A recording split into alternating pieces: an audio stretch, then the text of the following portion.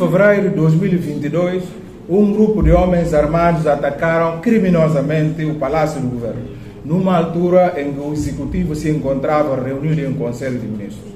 De acordo com o balanço feito pelas autoridades nacionais, esta ação violenta resultou em 11 mortos e vários feridos. A Liga Guinense dos Direitos Humanos reafirma o seu apoio moral e solidariedade aos familiares das vítimas e exige, mais uma vez, a identificação e consequente responsabilização criminal dos autores morais e materiais do sucedido. No entanto, 36 pessoas, entre os quais militares e civis, foram detidos e acusados de suposto envolvimento na tentativa de golpe de Estado. Envolvidos cerca de 2 anos de detenções em condições infra-humanas, os suspeitos ainda não foram julgados, não obstante as autoridades judiciárias terem ordenado a libertação de um número considerável destes suspeitos. Aliás, neste momento, todos os prazos legais de prisão preventiva foram largamente ultrapassados. A recusa em cumprir as decisões judiciais e consequente manutenção do regime de detenções constitui uma afronta ao Estado de Direito e uma violação sem precedentes do princípio de separação de poderes. Por isso, aproveitamos mais uma vez esta oportunidade para exigir a libertação imediata destes cidadãos que se encontram sequestrados pelo Estado de Guiné-Bissau. No que concerne aos direitos econômicos e sociais, a situação da saúde guineense é de veras preocupante, na medida em que os sucessivos governos nunca se dignaram dispensar a atenção adequada e necessária ao setor, o que contribui decisivamente para agravar os problemas relacionados com o acesso e a qualidade do serviço de saúde, o que é prestado aos cidadãos. O desfuncionamento do nosso sistema de saúde começa desde logo com a insignificante dotação orçamental afeta a esse setor estratégico, passando pela insuficiência de recursos humanos em termos qualitativos e quantitativos, pela degradante situação das infraestruturas e de equipamentos devido à falta de manutenção adequada, pela repartição desigual dos recursos disponíveis, venda no mercado farmacêutico nacional de medicamentos de origem duvidosa, bem como pela ausência de mecanismos de controle da atuação dos profissionais que intervêm no setor. Constata-se ainda uma gestão inadequada dos serviços de saúde devido aos sinais evidentes de clientelismo e corrupção, acompanhada por um Sistema Nacional de Informação Sanitária deficiente e uma coordenação insatisfatória das intervenções do conjunto de parceiros nacionais e internacionais. Em consequência destes e outros problemas do setor, a Guiné-Bissau registra uma das mais elevadas taxas de mortalidade materna e neonatal na África subsaariana. Em relação ao setor da educação, a situação não difere de muitos setores. O sistema resiste à degradação e ruína das infraestruturas sociais, currículo escolar obsoleto em todos os níveis, falta de rigor e corrupção minam hipóteses de competitividade e, em consequência, milhares de crianças se encontram fora do sistema de ensino, numa clara violação de direitos humanos. Aliás, é triste constatar que centenas de aldeias nas zonas rurais, algumas com mais de 3.000 habitantes ou mais, não dispõem de uma única infraestrutura escolar do Estado, numa clara negação do direito fundamental de acesso à educação. Minhas senhoras e meus senhores, a participação direta e ativa de homens e mulheres na vida política constitui condição e instrumento fundamental para a consolidação do sistema democrático, devendo a lei promover a igualdade no exercício de direitos civis e políticos e proibir a discriminação em função do gênero no acesso aos cargos públicos e esferas de tomada de decisão. A consagração formal do princípio da igualdade na nossa Constituição por si só é insuficiente, pois continuamos a registrar enormes desigualdades sociais que prejudicam as mulheres. Daí ser importante e urgente rever a lei da paridade e adequá-las aos padrões internacionais, permitindo maior democratização do sistema político guineense e consequente aumento do índice da participação das mulheres nas esferas de tomada de decisão. Igualmente, apelamos à mobilização de meios financeiros com vista à implementação da Política Nacional da Igualdade e Equidade de Gênero, enquanto instrumento imprescindível nos esforços de redução das desigualdades estruturais existentes entre homens e mulheres na sociedade guineense. A exploração das crianças, abuso sexual de menor, bem como a inexistência de um Sistema Nacional de Proteção de Deficientes, estimulam sistematicamente atos de discriminação destes grupos, tornando-os ainda mais vulneráveis aos riscos de violações dos seus direitos e liberdades fundamentais. Por conseguinte, é imperioso adotar a lei contra a mendicidade forçada e de proteção integral de menores, bem como de um regime jurídico de proteção e promoção dos direitos das pessoas com deficiência, incluindo as que vivem com albinismo. Minhas senhoras e meus senhores, o projeto coletivo de uma Guiné-Bissau de progresso,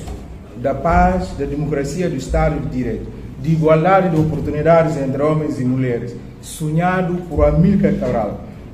e combatentes da liberdade da pátria, continua a ser traído por alguns guineenses cujas prioridades se resumem apenas à satisfação dos interesses pessoais e de grupos. Envolvidos mais de 50 anos de independência, a Guiné-Bissau continua a ocupar piores posições no ranking do desenvolvimento humano. Os acessos à água potável, à educação e à saúde de qualidade, à energia elétrica, às infraestruturas, aos recursos econômicos que pertencem a todos, continuam a ser uma utopia.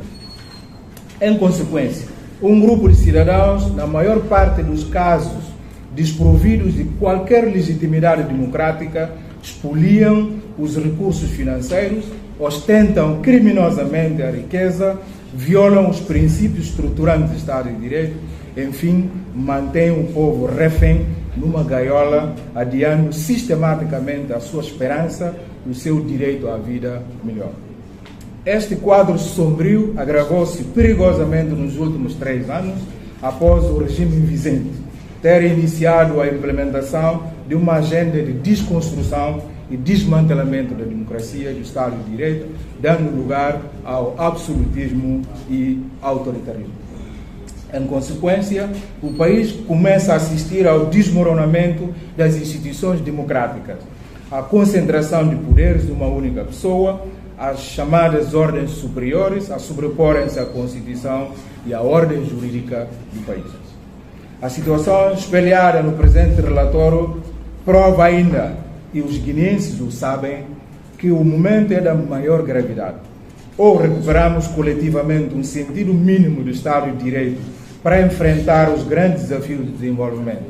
da igualdade de oportunidades entre homens e mulheres e da realização dos direitos humanos que temos pela frente, ou continuaremos no caminho atual e em breve atingiremos o ponto de não retorno na confiscação do Estado por interesses individuais de grupos privados e por lógicas abusivas e criminosas, num território onde a única regra será aquela ditada pela ordem superior e pela lei do mais forte.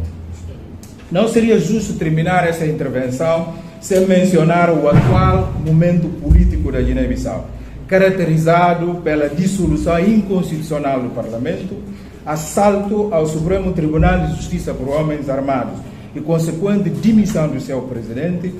a demissão do governo e criação de um governo de iniciativa presidencial, intimidação dos profissionais de comunicação social, enfim, tentativas de confinamento da liberdade de manifestação decretada arbitrariamente pelo Ministério do Interior, como se o país estivesse a viver num estado de sítio ou de emergência. Por isso, exortamos firmemente as autoridades nacionais no sentido de abandonarem essas ações solitárias de ataque aos direitos humanos, adequando as suas condutas à Constituição, às demais leis em vigor na Guiné-Bissau. Aliás, a lei tem de ser o critério, o fundamento e o limite de atuação de